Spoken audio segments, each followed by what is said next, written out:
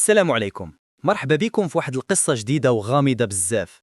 اليوم غادي نحكي لكم واحد الأحداث اللي وقعوا لواحد الشاب سميتو سليم، واحد المراهق في عمر 17 عام. عقله مليان فضول وكيعشق التكنولوجيا بزاف، ولكن هاد الفضول غادي يجروا لهاد القصة اللي ما عمرها خرجت للناس، وغادي تخليكم تفكروا بزاف قبل ما تمسوا أي جهاز قديم كيبان ما عندوش قيمة. سليم نهار عادي كان كيقلب في السوق القديم على شي قطع باش يكمل واحد المشروع صغير عنده في دارو.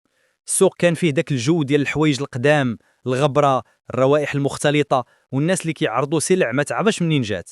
لكن وسط داكشي كامل عين سليم وقلت على واحد صندوق معدني صغير، ماشي جديد وماشي بزاف قديم، ولكن فيه واحد اللمعة في الحواف ديالو، بحال شي جهاز كيخبي واحد السر. قرب عند البائع وقال ليه: شحال هذا؟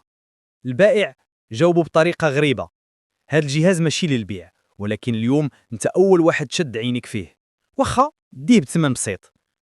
سليم استغرب ولكن خداه ومشى.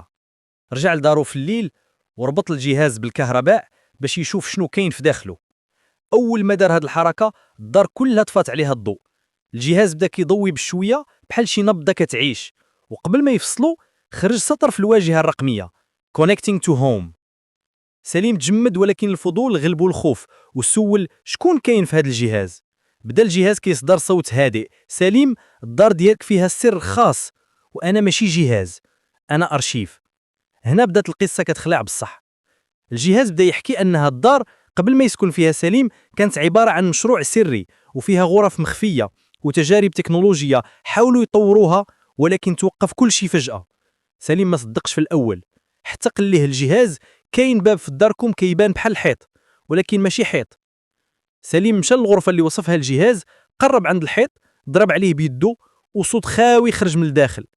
هنا عرف أن الأمور صحيحة، جاب مفك وحاول يشوف شنو راه الواجهة، حتى طاح جزء صغير من الحيط وخرج أمامه باب صغير مضوي بالرمز كيضرب نفس الوميض ديال الجهاز. فتح الباب ولقى ممر ضيق كيهبط لتحت الدار.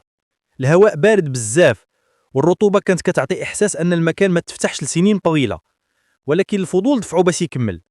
وصل لغرفة تحت الأرض، غرفة فيها أجهزة مستقبلية، شاشات كبيرة، صناديق كتفتح بالبصمة، وأسلاك كتقطع وتتلاقى بحال شبكة عصبية. ولكن الحاجة اللي ضرباته في العمق كانت الصور المعلقة في الجانب، كلها صور الناس اللي عاشوا في هاد الدار قبل، ولكن وجوههم ممحية، بحال شي حد مسح الهوية ديالهم بالكامل. الجهاز بدا كيصوت من جيبه: سليم، ما تشعلش الضوء بزاف، هاد المكان فيه صدى التجارب. سليم ما فهمش، ولكن قبل ما يطفي الضوء شاف واحد الظل كيتحرك من الطرف ديال الغرفة، ماشي إنسان وماشي شكل واضح، غير ظل كيمشي وكيتفرج. سليم خرج كيطلع الدروج بسرعته وسد الباب ورجع الغرفة هو كيحس قلبه غادي يخرج من بلاصتو.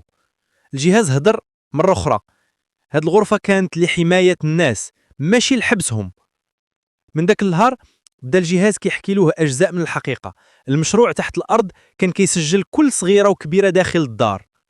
الناس اللي عاشوا هنا قبل كانوا كيجربوا تقنيات مراقبة متطورة، والظل ماشي كائن ولكن صدى ديال التجارب القديمة بقى عالق في المكان. سليم بدا كيتعمق في أكثر، كل ليلة الجهاز كيعطي واحد الجزء جديد من الحقيقة، حتى قال له واحد النهار اللي بقى خصو يكملوا شي حد، وانت هو اللي عندك القدرة. ومن هنا فهم سليم أن القصة ماشي غير ماضي، ولكن بداية مستقبل جديد. هل غادي يكمل مشروع خطير معرفوش من بدايته، ولا غادي يلقى راسو جزء من تجربة أخرى كتدور عليه بلا ما يشعر؟